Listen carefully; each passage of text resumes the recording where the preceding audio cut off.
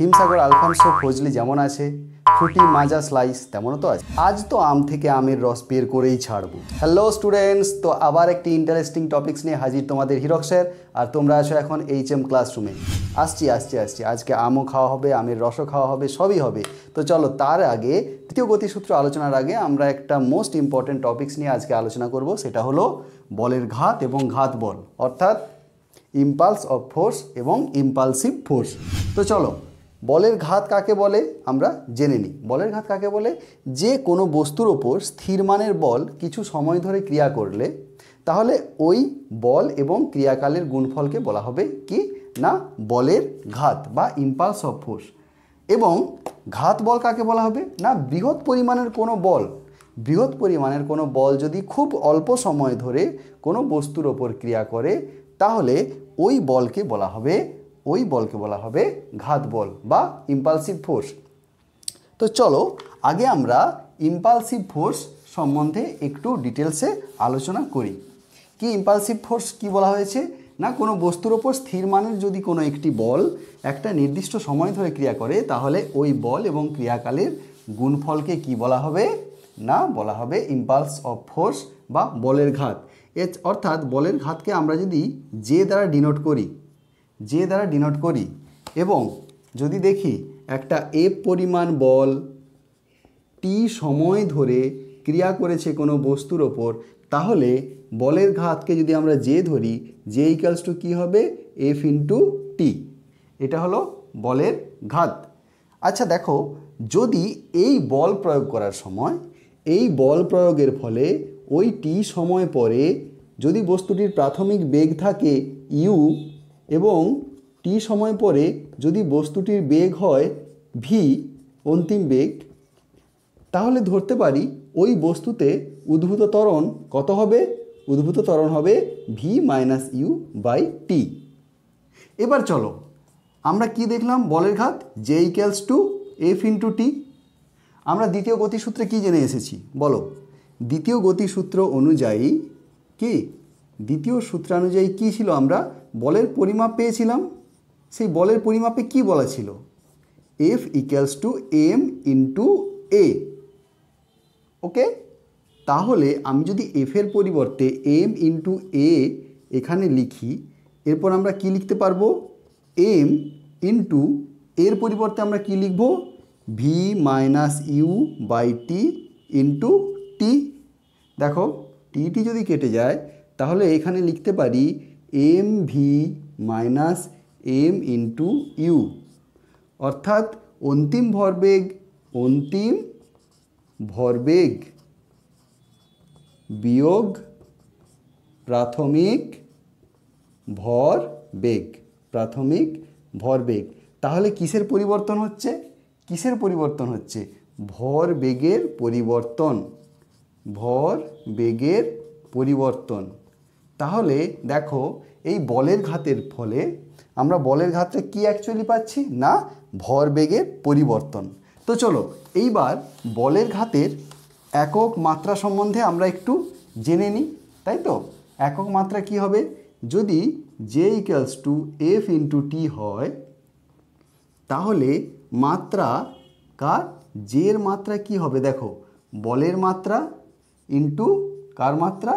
সময়ের মাত্রা। তাহলে বলের মাত্রা আমরা কি জেনে এসেছি? M L T to the power minus two into T, capital টি।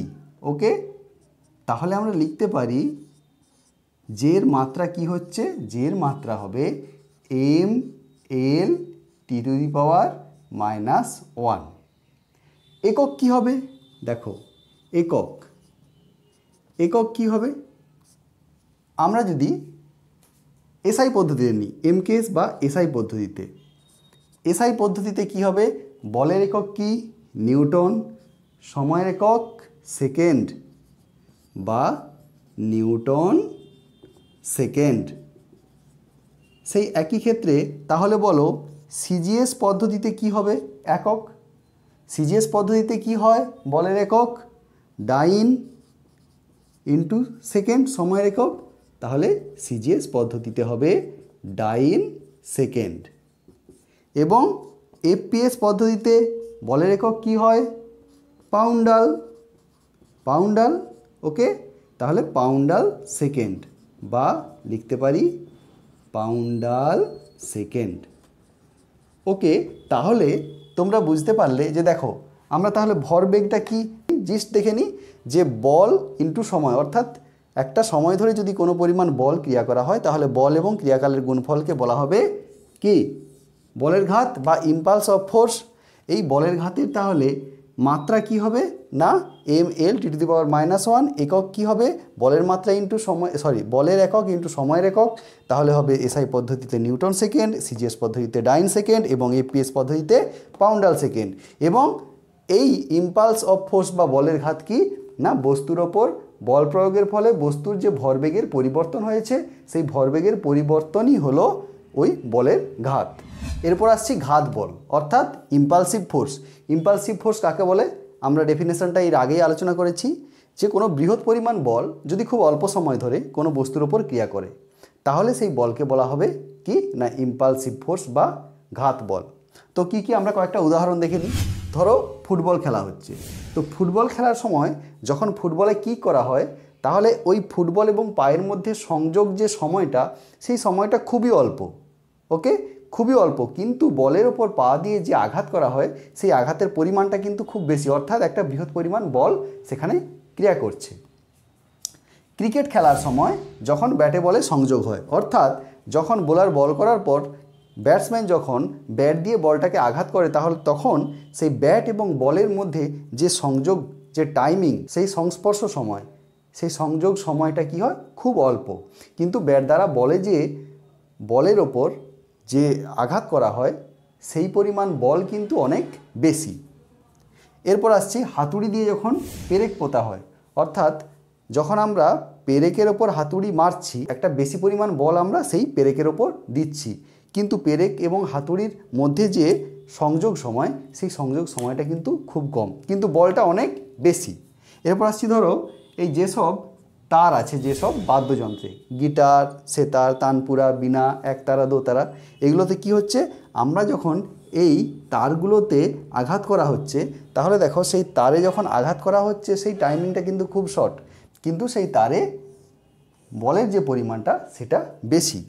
এরপর দেখো উঁচু থেকে নিচে যদি কেউ লাফিয়ে পড়ে, একটা উঁচু জায়গা থেকে ভূপৃষ্ঠে কেউ লাফিয়ে পড়লো, সেই যে সময় লাফিয়ে পড়লো সেই ভূমির সঙ্গে যে সংযোগ সময়টা ওই ব্যক্তির সেই সময়টা কিন্তু খুব অল্প, কিন্তু ওপর থেকে লাফিয়ে পড়ার ফলে একটা বৃহৎ পরিমাণ বল ওই ভূপৃষ্ঠে প্রয়োগ হলো।